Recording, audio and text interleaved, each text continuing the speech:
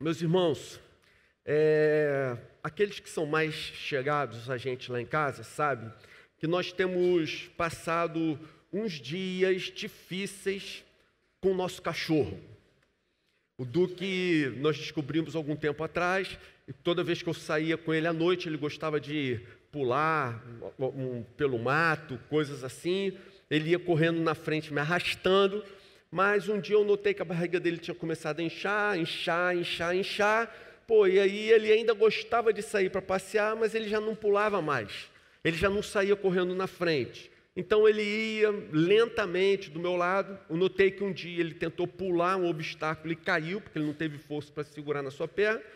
E eu fiquei imaginando, se você olha para o Duque hoje, ele tem 9 anos de idade, mas ele já tem cara de um cachorro idoso.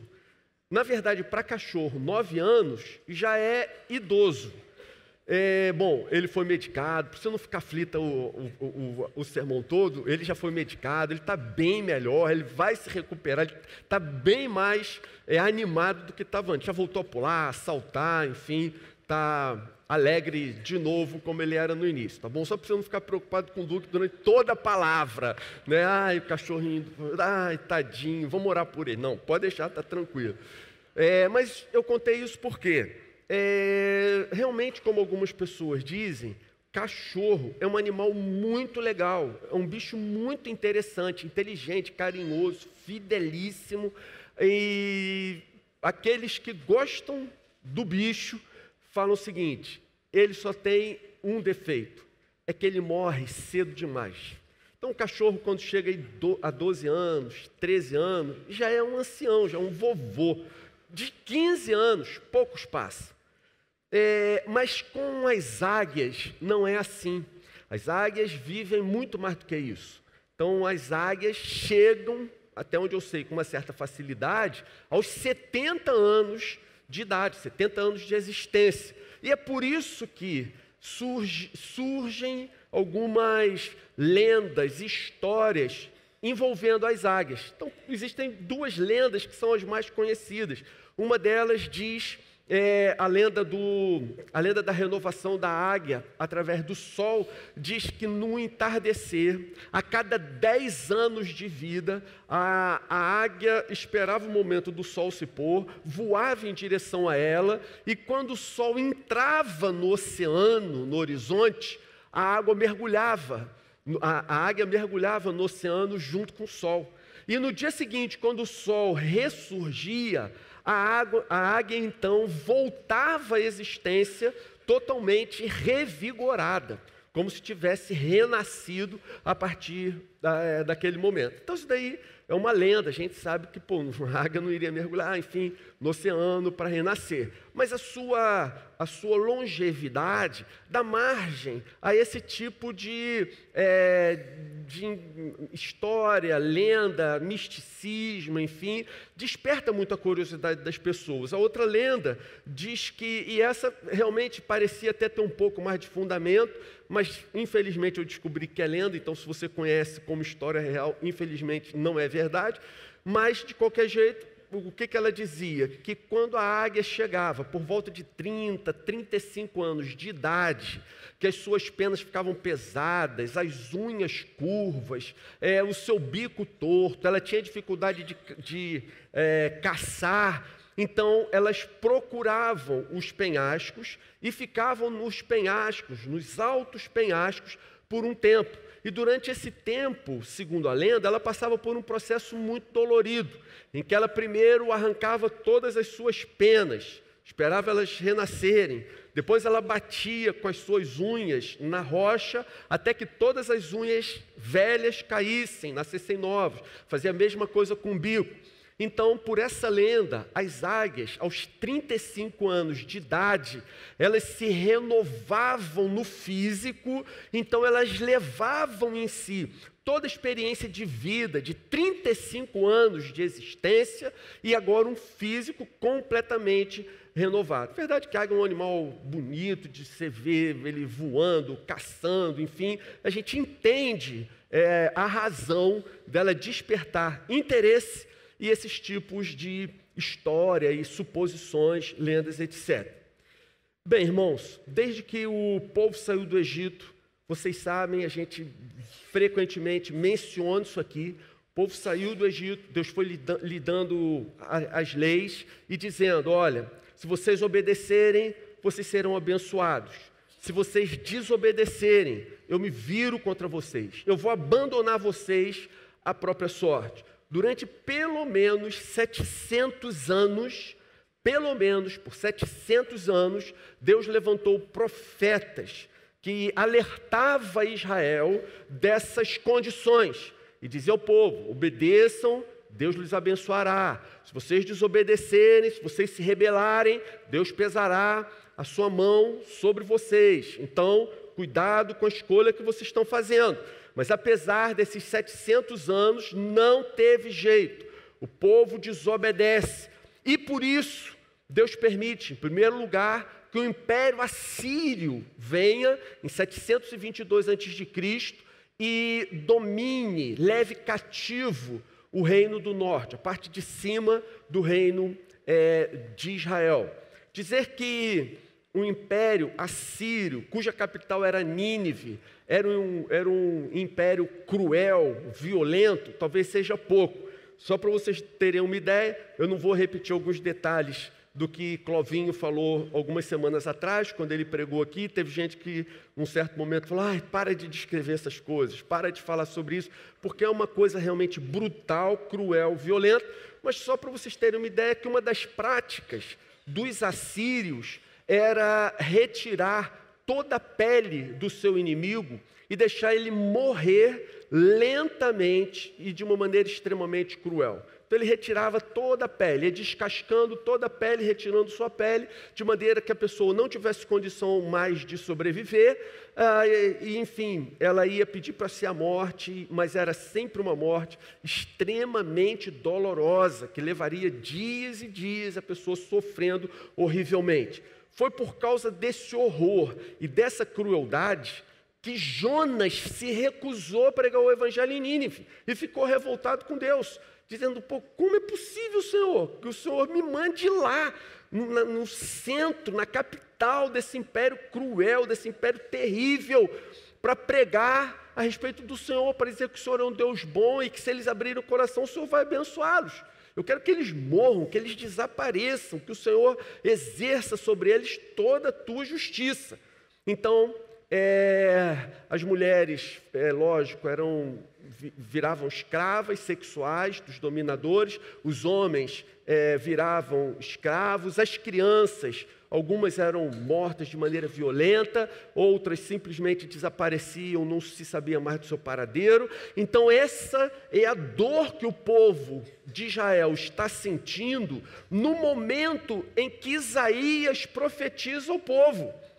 Então, nos primeiros 39 capítulos da profecia de Isaías, do livro de Isaías, Deus vem lembrando ao povo as razões pelas quais eles se encontram nessa situação.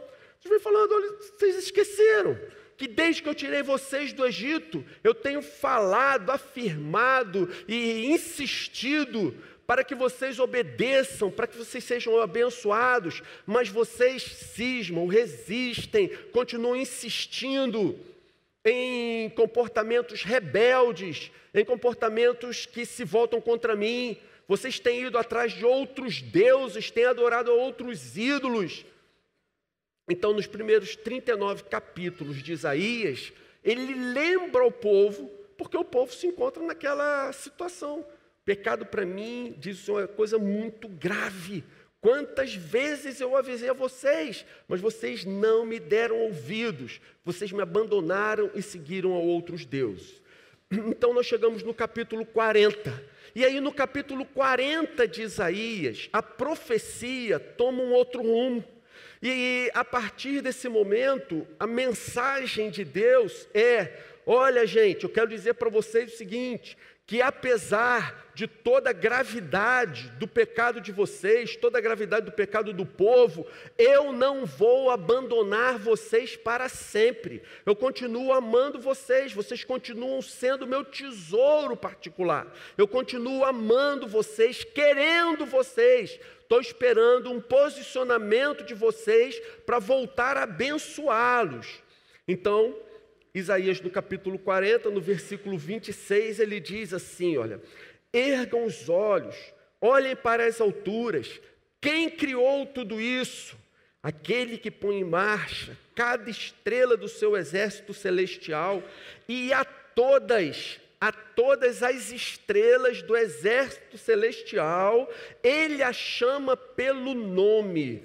Tão grande é a sua força, tão grande é o seu poder, que nenhuma delas deixa de comparecer. Percebe? O Senhor faz uma chamada das estrelas, dos bilhões e bilhões de estrelas. Ele conhece cada uma pelo nome, ou seja, ele tem intimidade.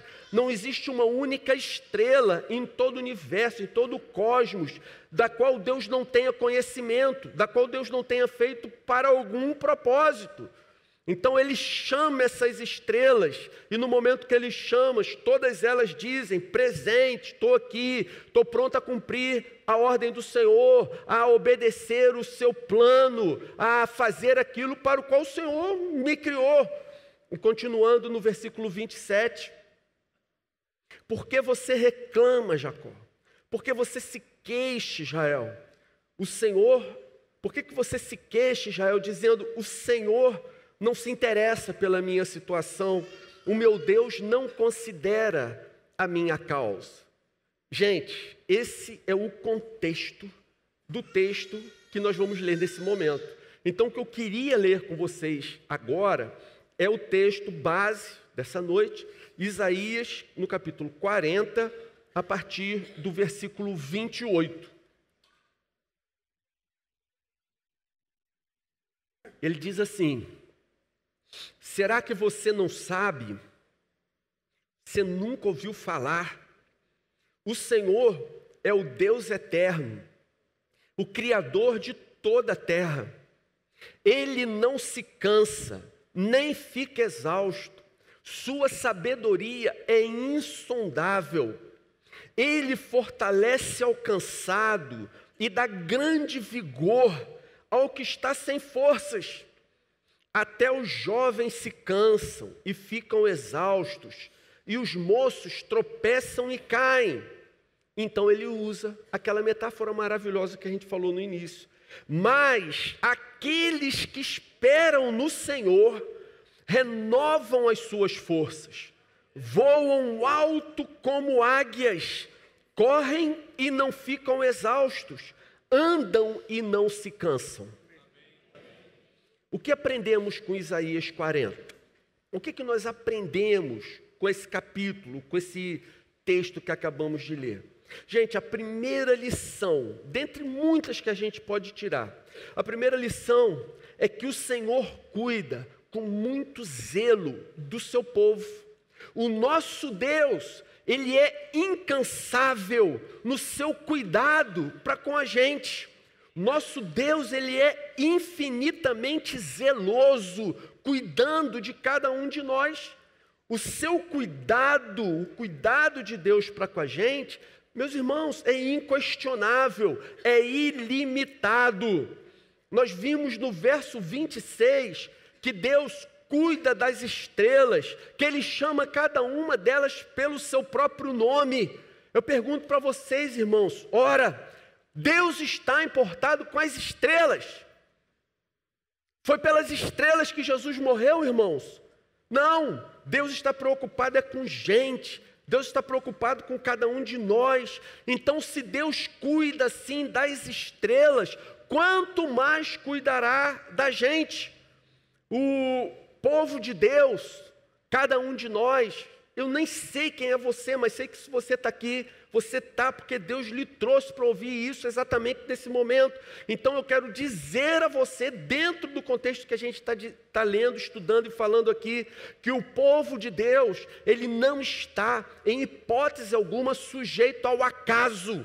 As nossas vidas, ela não passa como que a deriva sobre a terra, sem um propósito, sem um fundamento, sem uma direção. Nós não estamos sujeitos, nenhum de nós, nossas vidas não estão sujeitas aos imprevistos. Nossas vidas não estão sujeitas ao inesperado, às circunstâncias.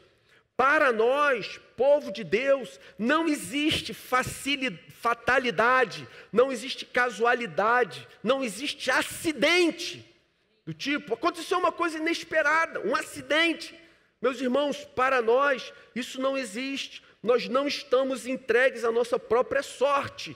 O Senhor, Ele é o Criador da nossa história, e Ele faz questão de escrever cada linha desse enredo, e existe uma razão para cada uma dessas coisas que Ele tem escrito, tem feito acontecer, ou pelo menos tem permitido que aconteça na vida de cada um de nós. Essa é a primeira lição. Assim é o nosso Deus, Deus zeloso, cuidadoso. Agora, a segunda lição é que o nosso Deus é incansável e imbatível. O nosso Deus, Ele não se cansa jamais. O profeta diz no verso 28, será que você não sabe, nunca ouviu falar, o Senhor é o Deus eterno, o Criador de toda a terra. Ele não se cansa, Ele não fica exausto. Meus irmãos, o nosso Deus, Ele nunca se cansa. O nosso Deus não precisa de férias. Mas por que depois da criação, 6 dias Ele descansou? Eu devolvo a pergunta para vocês. Por que você acha que depois de 6 dias, o relato bíblico diz que Deus descansou? Eu pergunto para vocês, Ele precisava descansar? Será que Deus ficou cansado com toda a criação que fez? Irmãos, a resposta é óbvia que não. Claro que não. Deus não se cansa, Deus não fica exausto, Deus não se abate. E por que Ele descansou? Única e exclusivamente para dar o exemplo para nós. Olha, se Ele sendo Deus, não se cansando, não ficando exausto, num certo momento Ele parou, foi para dar um exemplo, para dizer, meus irmãos, vocês precisam descansar, vocês precisam dar um tempo, muitas vezes vocês têm que parar tudo, vocês precisam dedicar tempo para ouvir Deus falando, para orar, para se colocarem diante de Deus, para esse mundo doido, essa vida agitada, essa vida corrida que a gente tem levado. Todos nós temos levado esse tipo de vida assim, tão agitada e com tão pouco tempo para tantas coisas importantes e fundamentais. Foi a única razão pela qual Deus relatou na sua palavra que ao 7º dia Ele descansou. Mas a verdade é que Deus nunca se cansa, Ele jamais precisaria ter parado. Nosso Deus, Ele não se abate, não existe nada que seja difícil demais, pesado demais, que leve o nosso Deus ao esgotamento físico, esgotamento emocional. Meus irmãos, nada disso passa nem de perto pela natureza do nosso Deus. Existe uma música bem clássica que foi composta por Martinho Lutero, que acabou se tornando o hino da Reforma Protestante. O nome da música é Castelo Forte. Para mim é uma das músicas mais lindas que a gente tem possibilidade de ouvir. E é interessante como ela aborda esse caráter de Deus. Ela diz, castelo forte ao nosso Deus, espada e bom escudo. Com seu poder, defende os seus em toda transição aguda, difícil, em toda circunstância complicada. Cara, olha o que ele diz agora. Com fúria pertinaz, Deus persegue Satanás. Com artimanhas tais, artimanhas de Deus, e astúcias tão cruéis, perseguindo Satanás, que iguais não há na terra. Percebe? Olha o caráter de Deus. Foi falado esses dias aqui pelo Marcão e pelo Jonatas. Não há alguém igual ao nosso Deus.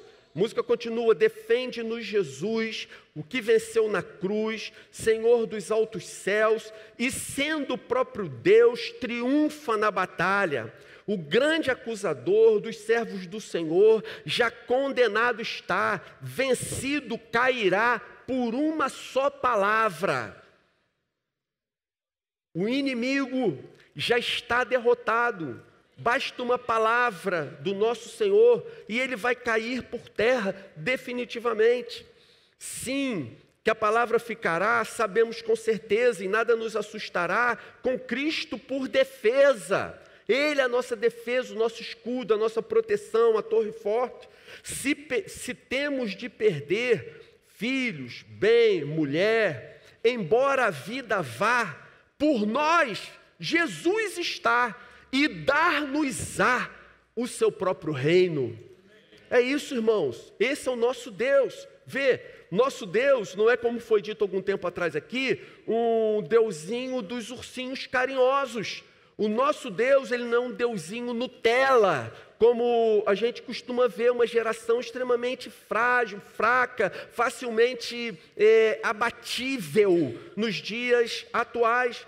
Não, o nosso Deus é incansável e Ele continua com o mesmo vigor do que quando Ele criou todo o universo, quando tudo veio a existir a partir do nada. Ele permanece, o nosso Deus continua com a mesma determinação do início, quando Ele criou todas as coisas. Irmãos, eu acho impressionante. Primeiro versículo do livro de Atos. Quem escreveu o livro de Atos foi Lucas, o mesmo Lucas que escreveu o Evangelho segundo Lucas. No Evangelho segundo Lucas, ele narra a história de Jesus com muitos detalhes e falando tudo que Jesus, ou muitas coisas relevantes que Jesus havia feito.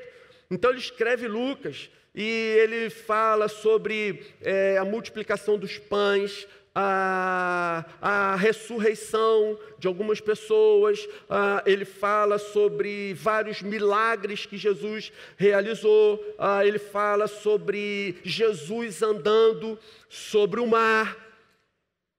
E aí, quando ele começa o livro de Atos dos Apóstolos, ele começa no primeiro versículo dizendo assim: escrevi as primeiras coisas, ó Teófilo, relatando tudo aquilo que Jesus começou a fazer e a ensinar.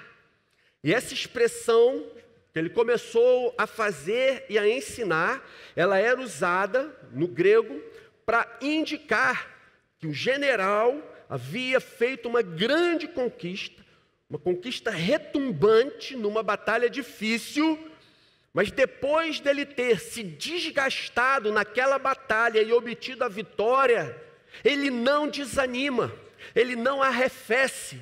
Vê, falamos do Evangelho segundo Lucas, e agora Lucas vai começar a relatar os Atos dos Apóstolos. Então ele começa dizendo: eu relatei na primeira carta, no primeiro documento, tudo o que Jesus começou a fazer, como ele multiplicou os pães e os peixes, como ele andou sobre o mar, como ele ressuscitou os mortos, todas as suas maravilhas. Mas agora em Atos, eu vou dizer o que ele continua fazendo, porque o que ele fez no Evangelho foi só o início, foi só o princípio, aquilo foi o começo. Mas olha que coisas incríveis, maravilhosas, que o Senhor continua realizando, através dos seus servos, através dos apóstolos, através dos seus filhos. Olha, ainda tem muito mais coisa, Teófilo, para relatar para você. Tudo aquilo que eu disse antes era só o começo, Teófilo. Mas olha quantas coisas que o Senhor tem feito. E ele escreve os Atos dos Apóstolos. E se você observar, o livro de Atos dos Apóstolos é o único livro da Bíblia que não termina, não tem um encerramento, não tem uma descrição final, uma saudação, encerrando, fechando, lacrando o livro. Sabe por quê, minha gente? Porque os atos que os apóstolos realizaram, na verdade, eram atos que o Espírito Santo fez através deles.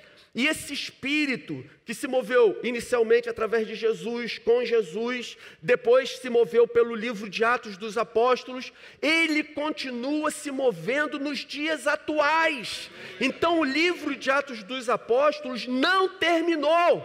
Sabe por quê, minha gente? Porque nós, com as nossas vidas, continuamos a escrevê-lo. Nós continuamos a escrever os Atos dos Apóstolos, os atos dos discípulos, os relatos dos servos de Deus e tudo aquilo que o Espírito tem realizado através do seu povo ao longo dos séculos. Sabe o que isso quer dizer, minha gente? Que o poder, a energia, a força demonstrados por Deus na criação não se desgastaram, não enfraqueceram, não atenuaram. O nosso Deus, nos dias atuais, no século 21, apesar de toda a resistência que a gente enfrente, todo preconceito, toda ideia mentirosa que se levanta pela igreja, alguns fatos até abrangendo pessoas que se autodenominam evangélicas, pastores, etc.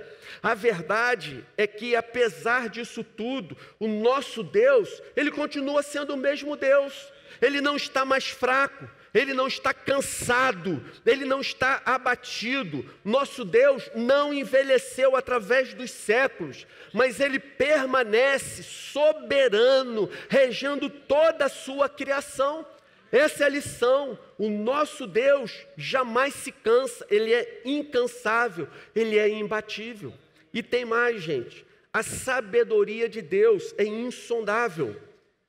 Da mesma forma que não falta ao Senhor nem força, nem poder, também não falta ao Senhor todo o conhecimento. O Senhor tem todo o conhecimento, o Senhor tem toda a sabedoria. Sabe o que isso significa na prática para a gente? Que o Senhor tem sensibilidade para entender as nossas necessidades. O Senhor sabe aquilo que precisamos. Significa que o Senhor, Ele tem jeito para lidar em toda e qualquer situação. Que o Senhor tem criatividade para arrumar uma solução, para dar uma resposta, para abrir uma porta aonde tudo aparentemente está fechado, aonde não há a quem recorrer, ou por que recorrer, ou a quem recorrer. Ele, versículo 29, fortalece o cansado e dá grande vigor ao que está sem forças. Meus irmãos, aquele que nunca se cansa, aquele que é incansável e imbatível, se coloca ao lado daqueles que sim, se cansam, daqueles que se abatem, que se desanimam, e os fortalece. Ele torna a encher aqueles que estão cansados de um novo vigor. Ele é capaz, ele tem poder e vontade, desejo, toda a possibilidade, todos os meios, para levantar aqueles que estão abatidos. Se necessário for, ele ressuscita até os mortos. E é esse o Deus a quem nós servimos. E ele termina o texto que nós lemos dizendo: até os jovens se cansam, até os jovens ficam exaustos. Isso não é coisa só de velho, isso não é coisa de idoso. A luta contra o pecado é terrível, a luta para implantar o reino de Deus é desgastante, é uma resistência até o último dia das nossas vidas. Então não são só os idosos, não são só os mais velhos, não são só os adultos, mas os jovens também se cansam, os jovens também se abatem, os jovens também ficam exaustos, os moços tropeçam e caem. E aí ele faz a advertência: mas aqueles que esperam no Senhor renovam as suas forças, voam bem alto como as águias, correm e não ficam exaustos, andam e não se cansam.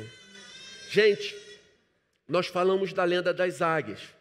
Então, hoje nós sabemos que é uma mera lenda, principalmente a do sol, é uma lenda, mas quando o escritor sagrado se referiu a esse fato, na sua mente estava o evento em si, não o fundamento científico, não a realidade do fato, mas ele, ainda que ele estivesse imaginando com base numa lenda, o que veio ao seu coração o nosso Deus, ele pode todas as coisas, ou seja, ainda que isso viesse a acontecer, se Deus assim definisse, a águia poderia tranquilamente mergulhar no oceano, ficar lá quantos anos Deus determinasse.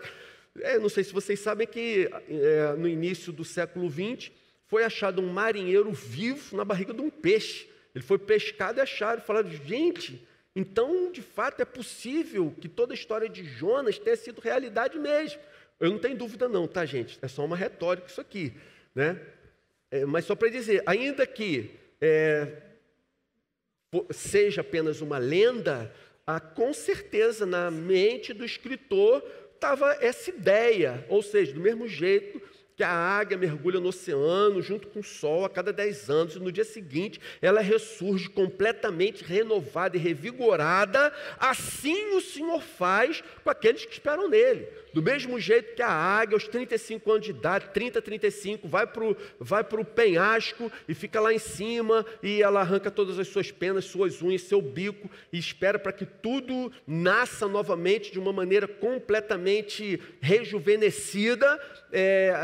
Ainda que isso seja uma lenda, era isso que estava na mente do escritor. Então, no seu coração, ele sabia. Pode até ser uma lenda, mas olha, o Senhor pode fazer assim com a gente. Com a águia pode ser lenda, mas com a gente é a mais pura realidade. Com a gente é real, com a gente é verdadeiro. Ou seja, é normal que os crentes, que os servos de Deus se cansem da luta, se cansem do ministério, se cansem de toda a luta contra o pecado do próprio coração, a natureza inclinada para o mal. Mas, irmãos, Deus não está indiferente a isso. Deus quer nos renovar, Deus quer tornar a nos vivificar, Ele quer voltar a nos motivar. Por isso a gente precisa esperar no Senhor. E essa é a primeira aplicação. A primeira aplicação, gente, é que nós precisamos aprender a esperar no Senhor.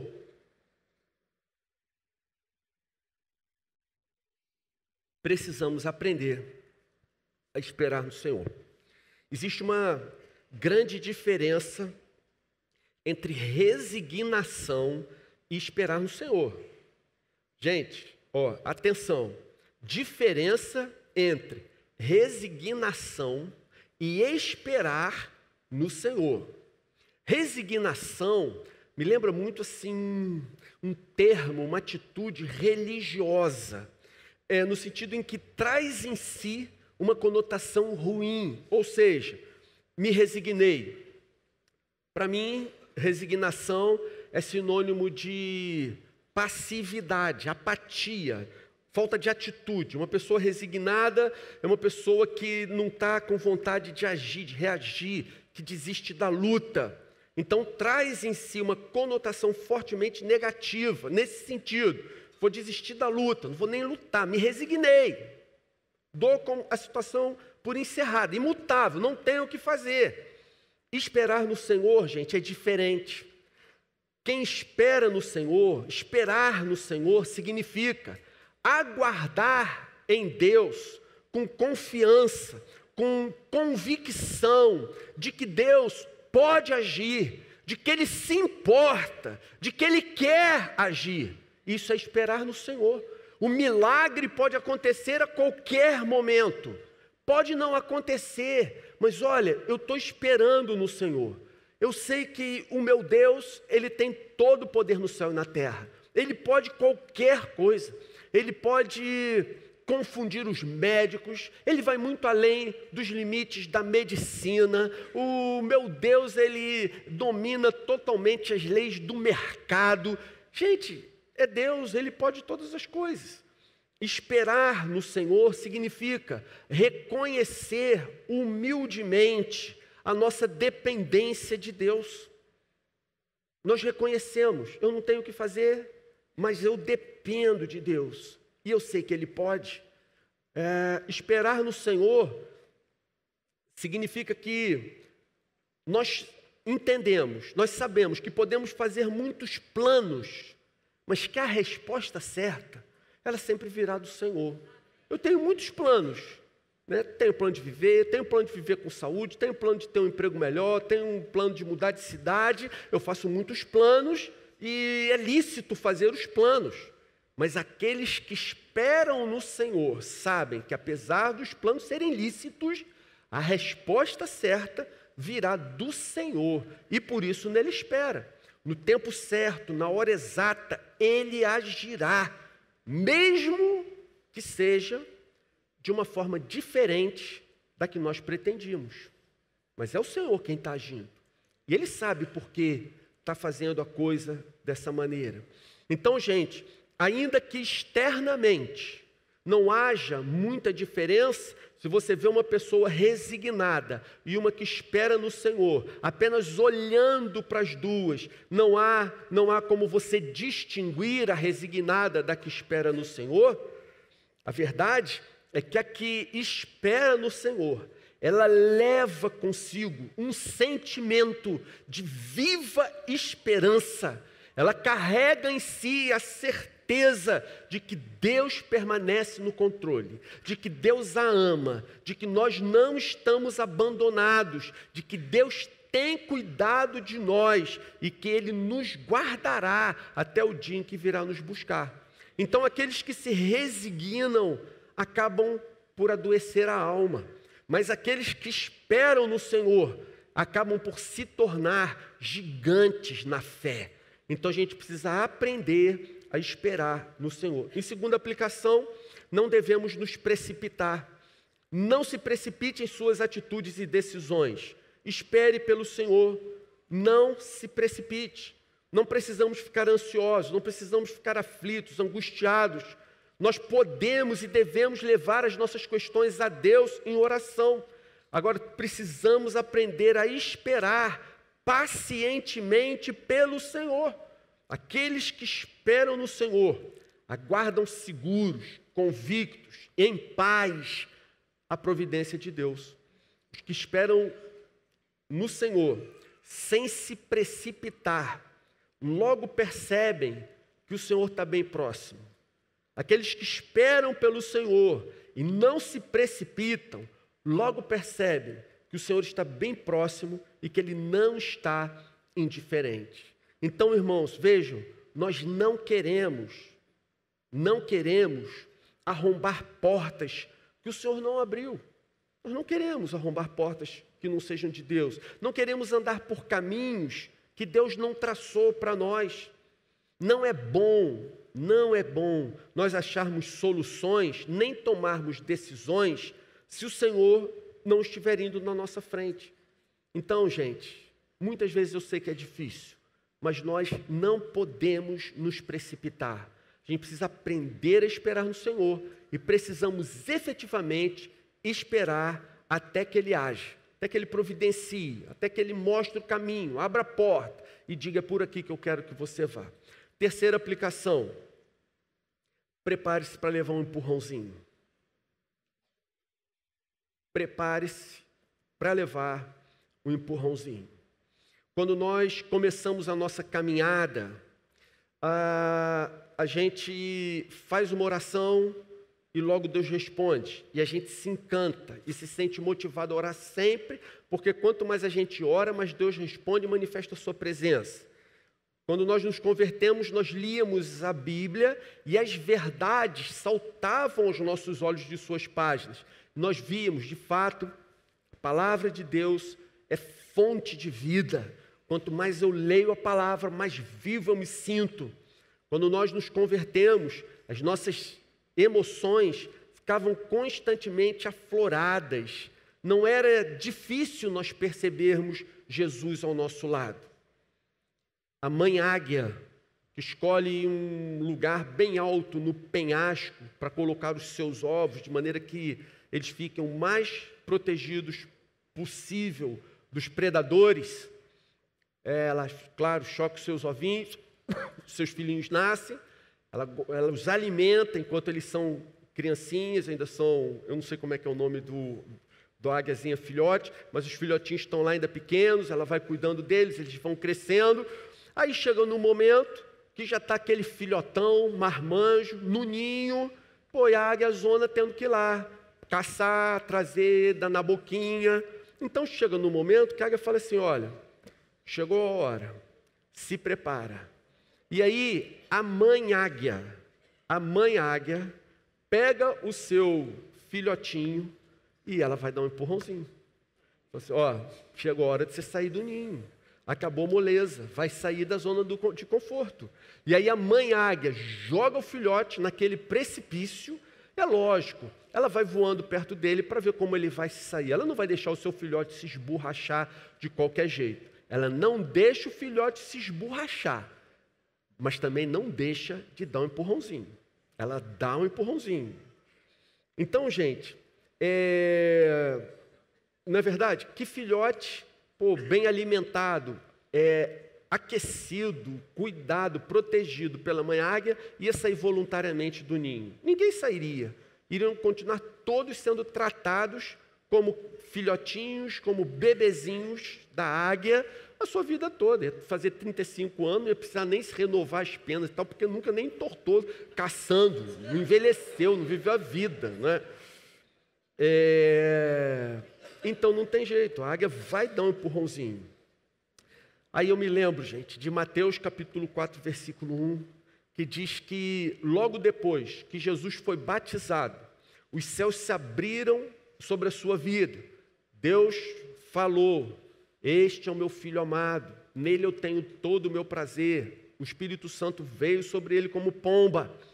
O texto diz que então Jesus foi levado pelo Espírito ao deserto para ser tentado pelo diabo. Quem levou Jesus para o deserto para ser tentado não foi o diabo, foi o Espírito Santo de Deus. E é isso que o Senhor faz com a gente. Deus permite que nós venhamos a passar por períodos em que parece que Ele se ausentou das nossas vidas, em que Ele perdeu o interesse em nós. Parece que em determinados momentos Ele nos abandonou, Ele nos deixou, Ele esqueceu de nós. E é nesses períodos que nós aprendemos a nos relacionar com Deus pela fé e não pelas nossas emoções. E é por esse caminho que Ele quer nos levar. É nesses períodos em que nós não temos a percepção, o sentimento da percepção da presença de Deus do nosso lado, protegendo, guardando, guiando, mas que parece que o coração está seco, parece que a alma está seca. É nesses períodos em que nós vamos ter as nossas maiores experiências de fé. É neles que nós crescemos. Vamos crescer no conhecimento e vamos crescer na graça de Deus. Deus deseja que nós não sejamos meninos espirituais, crianças espirituais mimadas, mas o que Deus quer de nós é que nós continuemos a crescer e nos tornemos efetivamente imitadores de Cristo, amadurecidos na fé, preparados. O que Deus espera de nós, o que Ele quer, meus irmãos, é nos ver voando bem alto como as águias. É isso que o texto diz: aqueles que esperam no Senhor renovam as suas forças, voam alto como as águias. Quero concluir dizendo que a vida é curta, dura, incerta. Se nós continuarmos a prosseguir baseados apenas na nossa própria força, nós vamos mesmo desfalecer. Algumas vezes nos precipitamos, tentando ajudar Deus a resolver nossos problemas. E assim nós vamos acabar nos machucando. Mas nós não precisamos temer, irmãos. Não precisamos temer.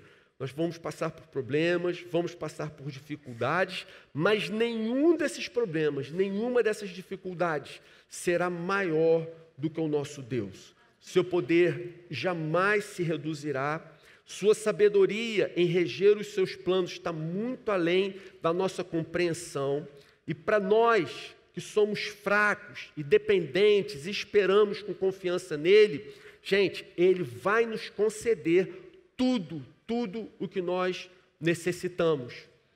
Tudo que nós necessitamos para viver a vida plena e abundante que Jesus nos prometeu.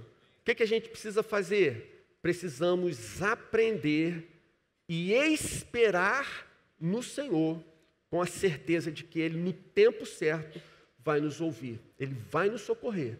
Nós não estamos abandonados. Vamos fazer uma oração, irmãos? Senhor, obrigado por esse texto tão tremendo de Isaías, pela maneira como o Senhor fala com a gente. Ajuda-nos a vivermos essa realidade, Senhor, de maneira que, apesar das circunstâncias que cada um de nós tem vivido, que a gente espere no Senhor, que a gente espere pelo Senhor, que a gente aprenda a fazer isso e coloque em prática. Então, Senhor, dá paz ao coração de cada um de nós. Traz a tua paz de volta. Traz a alegria da salvação. Renova, Senhor. Traz uma motivação nova, Senhor, para prosseguirmos no ministério, para continuarmos vivendo para Ti, vivendo para a honra e glória do Teu santo nome. E nesse momento em que nos sentamos à mesa, que o Senhor derrame uma graça especial sobre nós. Quando vamos repartir o pão, quando vamos compartilhar do cálice, Senhor, o que nós declaramos é que queremos nos alimentar de Ti. Então, faz assim, Senhor. Preside esse momento aqui, Senhor. Tu mesmo, preside esse momento. E dá-nos a Tua bênção em nome de Jesus. Amém.